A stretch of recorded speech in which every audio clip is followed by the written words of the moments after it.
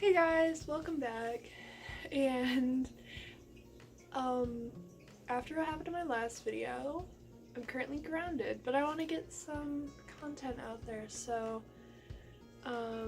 my dear friend Jay and Ashima, who I'll link their socials in the description,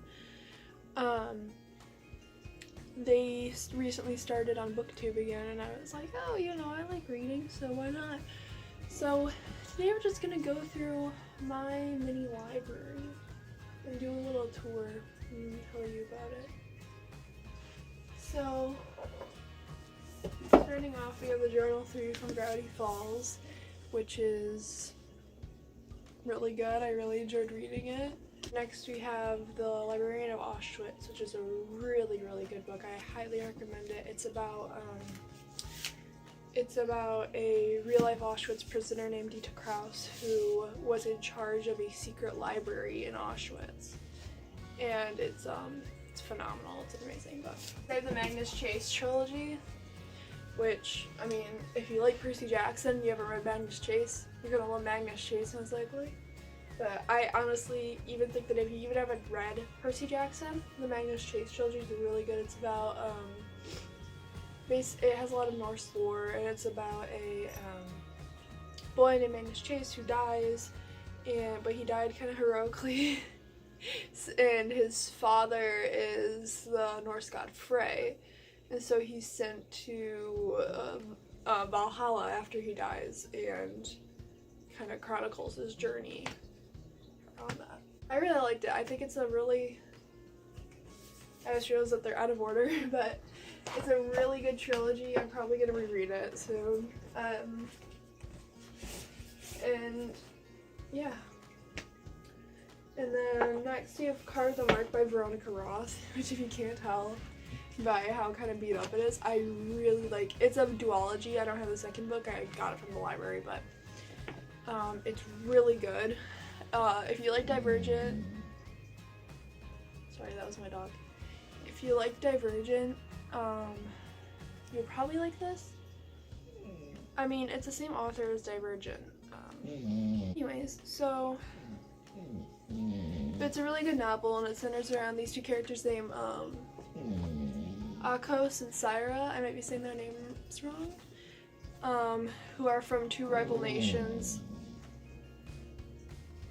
on the same planet, and it's a very sci-fi. I think the world... Stop. I think the world building in this, and the characters and everything, I think it's very well thought out and very original. And if my dog doesn't shut up, I'm gonna... Stop. And it's basically about... There's this thing called the current in this universe that gives everyone... Not everyone has gifts, but some people have gifts, so there's prophecies. It's basically talking about these two characters, Syra and Akos, are from rival nations, and how their prophecies and current gifts come together and change their universe. It's a really good book. It's a really good duology, in my opinion. I really enjoyed it. And I highly recommend it. Next we have To Kill a Mockingbird, which I had to read for school. And I wrote in it. I do like this copy that I got. Like, the pages are very nice and the cover's pretty. I didn't hate this book. It's not one of my favorites, but I just couldn't get very invested, I guess. It was a very good book. Obviously, it's a classic for a reason. And if you haven't read this for school, you should try it out, or at least read the spark notes. It's a good book. I probably want to reread it just because it's kind of like a slow start. Read it someday, but to read in your freshman year of high school, I don't think it's a very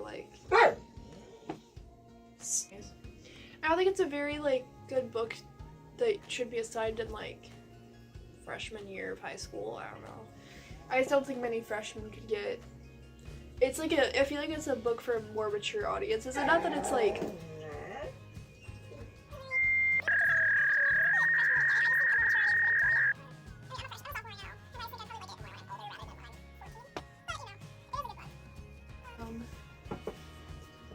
This is Graham, me and my puppy.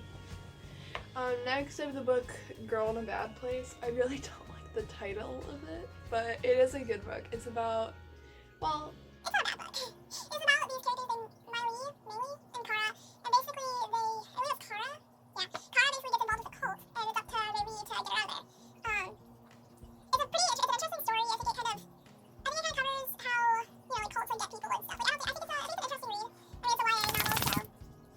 if you're like in high school, I think you'll probably enjoy this book. And next for this little thing here, we have Lord of the Flies by William Golding. I love this book. Legit. I would probably end up rereading it one day. I don't reread books very often. But, oh, yeah, Lord of the Flies by William Golding. Definitely, it's my favorite book that I've ever had to read for school, I think. It's also a classic for a reason, but it's a really good book. I think it's a really good commentary on how, a lot of people are like, oh, it's how humanity. I think the author was a school teacher for like young privileged white boys, and I think this is about how young privileged white boys would react to this. But yeah, and so that's that little book section. And then moving on, we go over here, we have 5 Feet Apart, which for a YA novel, I watched the movie and then I was like, oh, there's a book, I'll read the book. It's basically the movie. I kind of like the book a little bit more, even though it's, like, I think the movie was first. I just think the book's, like, I think it shows some of the emotions of the characters pretty well, and, also the cover's really pretty. But, yeah, I think it's a pretty nice story. I'd recommend it.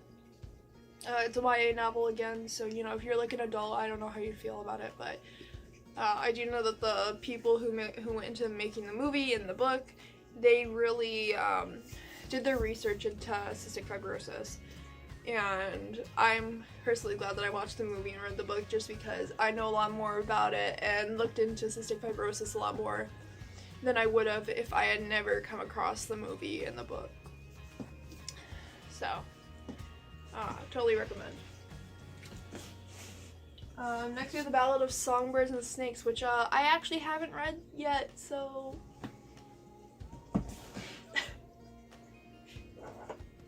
Oh, that's my ID. Next we have the entire Hunger Games trilogy. These books are my dad's, and they were the books that got me into reading. I'm not going to hold those because they're kind of heavy, but The Hunger Games was the trilogy that got me into being like, oh, well, I like reading. Reading's cool. Reading's fun. They were my dad's, and it was like in 5th grade, which, if you're not from America, means I was 10, basically. And I started reading them, and I was like, wow, I really like this. And I remember it was the first time that I really went out of my way to read instead of just reading every once in a while, you know, like for school. It was the first time that I ever thought that reading could be fun. And I still love the Hunger Games trilogy. I want to reread it soon. I want to reread a lot of things, but especially now just because, you know, the first time I read it, I was 10.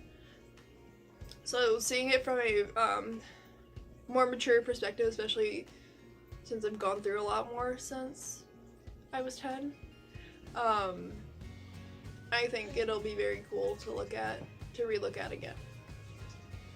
And next we have Nature Anatomy. This isn't necessarily a book, but it's very, like, the drawings are very pretty and I like it. It's by Julia Rothman, the author and illustrator of Farm Anatomy. I like it. It's also a newer book, so I've read through it, but like not like a lot, you know? And then next we have A Wrinkle in Time, which I got the trilogy in like the one book, like, you know, like the Barnes and Noble, how they have like the, you know, super cool things with the gold foil and stuff. I kind of wish that I had just bought A Wrinkle in Time by itself, because here's the thing. A Wrinkle in Time was good, and I started the second book and I was like, oh, well, they're gonna like acknowledge that A Wrinkle in Time happened, right? No. They don't at all. It's like a anthology almost, and I think it's weird. Like, obviously they don't have to center around what happened in A Wrinkle in Time in A Wind at the Door, but just mentioning it because it was a pretty significant thing that happened in their lives. Yeah. I mean, I don't hate A Wrinkle in Time. I think it's good. I think it's a pretty good book, but it's not my favorite, but A Wrinkle in Time itself is pretty good. I just started reading the second book and got really confused, and I don't think I even finished the second book, and I haven't read the third book because it's A Wrinkle in Time, A Wind in the Door, and a Swifty Tilting Planet. And I don't know if I just didn't get what the author was going for or what. I guess I just thought that since they were together, they would be like acknowledged, because it's the same characters and everything. So I'm like, and it's not like, and like, for example, in the first book they find their dad, Graham. They find their dad and bring him home, right? And the dad is mentioned in the second book, but they never talk about the weird shit that happened in the first book, so they just kind of like, it's weird. Yeah, it's not a bad series. Next we have Hamilton the Revolution, because I am a theater kid. This actually is a really light book, surprisingly. It doesn't look like it'd be light, it's very light. If you like Hamilton, it's a very informational book about the show, and I had a lot of fun, like, when going through, like, the different songs and the notes about the different songs. I thought that was a lot of fun. Green. I thought that was a lot of fun, and I really enjoyed that, and so that's a really good book. If you like Hamilton, I'd totally recommend it. Going down here,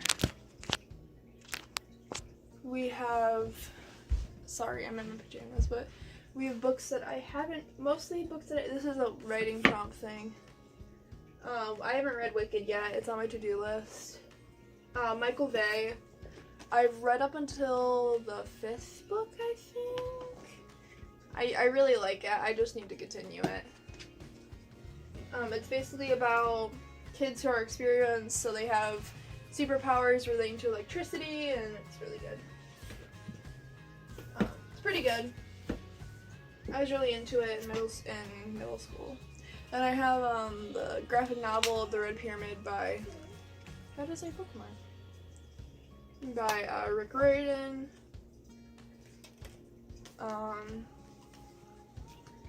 And then I have The Dark Prophecy, which is a part of the Trials of Apollo series by Rick Riordan.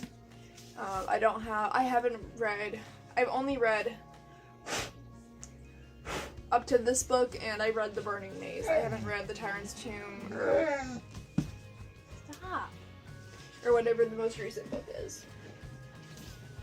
And the next we have The Fault in Our Stars, which, I mean, it's a pretty good book. And then we have Running Out of Time by Margaret Haddix, which is about a girl who believes she's living in the 1800s, but comes to find out that it's like a historical reserve, and she is actually living in the 2000s.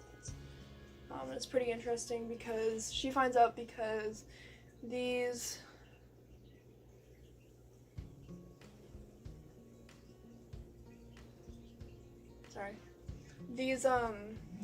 children in her town are dying from a disease, and her mom tells her and is like, there's medicine to, you know, this isn't actually the 1800s, there's medicine in this world to help, you know, these kids so no one has to die, but they aren't giving it to us because they want to make it as authentic as possible, which is stupid as hell. So she has to go into the real world. She has to go into the modern day world and get medicine for the children.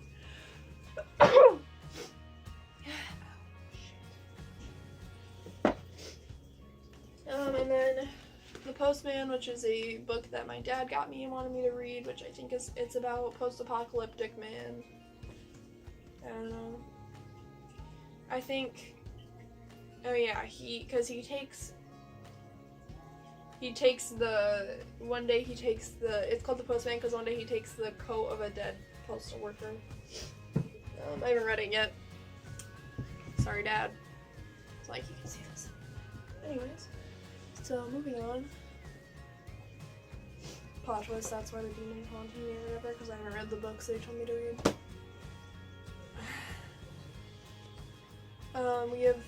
It's kind of a trilogy,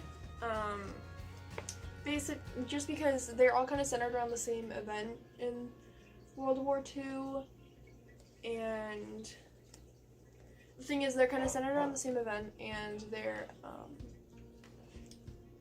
include the same characters, but they're kind of different stories about the characters. So in World War II, there were these things where obviously there were the concentration camps for Jewish prisoners and gay prisoners and everything that Hitler deemed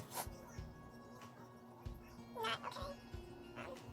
And there was also like countries that took over like Poland and Ukraine, etc. They would take the children from it and put them into work camps. And so that's mostly what this book is about. A young girl in one of those work camps trying to navigate her way through it. And then this book is about a young boy trying to fight against the Nazis for freedom. Nazis and the Russians, I think. And then this book is about a girl who was from Ukraine or whatever, but looked German, looked Aryan, looked how they wanted her to look. And she was pretty young, so they were like, okay, we can, make her a German girl. So they took her and gave her to a German family. And it's kind of about her discovering who she really is. Also, I met the author. This one's Making Bombs for Hitler, this one is The War Below, and this one's Stolen Girl, and they're all by Marcia Forchuk Skrippuch. Maybe saying her name wrong, I'm sorry. I've met the author before, she came to my school one time, and that was really cool. I had a very good conversation with her, it was very nice. And she actually, I had this English teacher, and she actually signed it. I had this English teacher in 8th grade who was amazing. Because I didn't realize that she was coming that day, and I had a gym class, and my gym class hadn't signed up to go see the author. And so I was gonna go to the counseling office, and she saw me, and she pulled me into the audience because she knew I would have loved it. And she even bought me this book because I didn't have money on me. And my 8th grade English teacher was amazing. I mean, she's still like alive, but yeah, she was an amazing teacher, and she is an amazing teacher. Next we have Michigan Chillers by Jonathan Rand. I mostly still have this just because it's obviously elementary school type shit, but it's very fun for like your first, if you have children, like their first intro to horror. I don't think it's too scary that they'll have nightmares too much over it, but it's, for an intro to horror when you're a young child, I think it's very effective.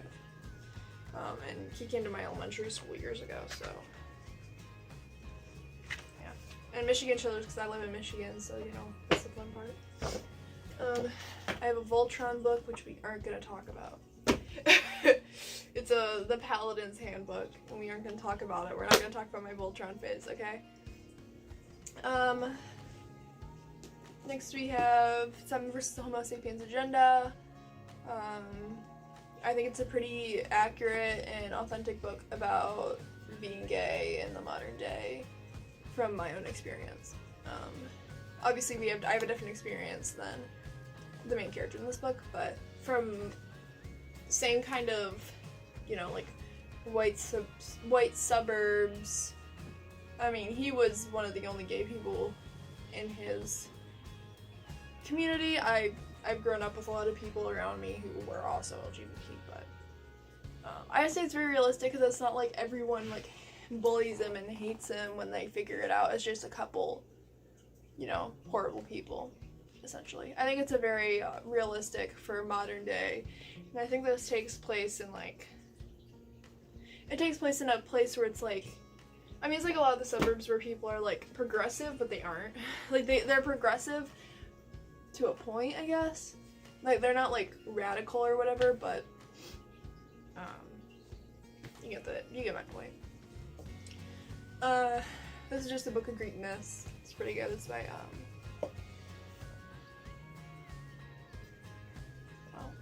I was gonna say it's by someone, but it's just Classic Starts, so it's just a rereading. It's just, some classic myths retold. This book is called The Sucky Love Story by Brittany Louise Taylor, who is a YouTuber who I was watching her years ago, and I, watched her when she got engaged to this man, and one day her videos of him and when her baby was really little, like everything that he was in disappeared, and she filmed a video and she's like, hey, I can't really talk about it right now, but I'm okay, my baby's okay. Well, there's a court case, so I can't go into more info than that, essentially. And while they're doing the court case, she was kind of writing this, and after it was over, she released this, which basically talks about her abusive relationship with her ex-fiance, and I think it's a very good book about abuse and how, you know, abusers start and how it goes and how you find yourself at a point where you aren't sure you can get out. And I think it's a very informational, it's a true story. I think it's a very informational, from my understanding of abuse and romantic relationships, I think it's a very I think it's a very good book. Especially from someone who was watching her when all this happened and I didn't know about it. Pretty good book. Finally, there's The Underneath by Kathy Applet, and it's illustrated Applet. I might be saying it wrong. Illustrated by David Small, and it's really good. It's kind of about these animals in this situation. It's more of an elementary school book, but I think even if you're older, I think you can really appreciate the story, even if it's an easy read for you. Like, I read this in 8th grade. I'd say the grade level for reading it was lower than that, but like the themes in it. And like the themes in it, and this, like I think the themes and the general like plot, I think it can be really understood in like even my older audience. Like my grandma read it, and my grandma really liked it. And, you know, my grandma's obviously a very mature audience, and so even though this is made for, I mean, this is geared more towards children, it's still a very accessible book for all ages, in my opinion. It's like it doesn't very kind of adult themes, but not too adult that a child couldn't understand them to a point. But obviously when you're older, you read it, you kind of get the themes a lot more than if you were a child reading it. But yeah, I think it's a very cool book because the author does a fine line between a story and themes that are easy for children to digest, but once you're older, you see different layers into it. So, very good book. Definitely recommend. And that's it for today.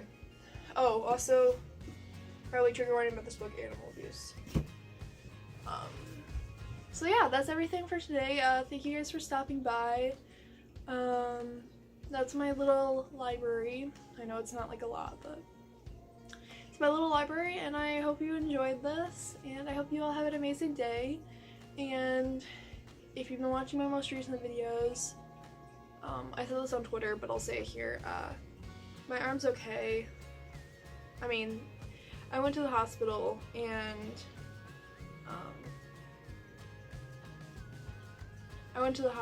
I came back and I got grounded because I told my mom that I went to the forest and I got attacked by an animal, which isn't necessarily true, but you know. So, yeah, I'm okay, mostly. So, see ya, have a good one.